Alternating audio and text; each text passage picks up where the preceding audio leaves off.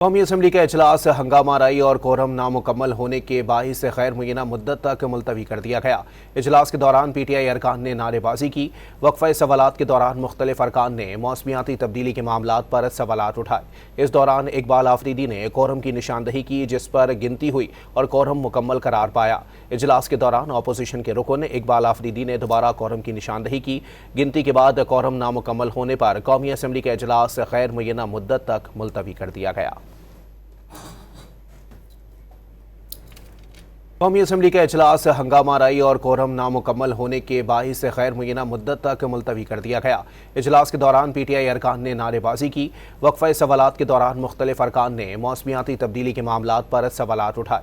इस दौरान इकबाल आफरीदी ने कोरम की निशानदही की, जिस पर गिनती हुई और कोरम मुकम्मल करार पाया। इजलास के दौरान अपोजिशन के रुकन इकबाल आफरीदी ने दोबारा कोरम की निशानदही की।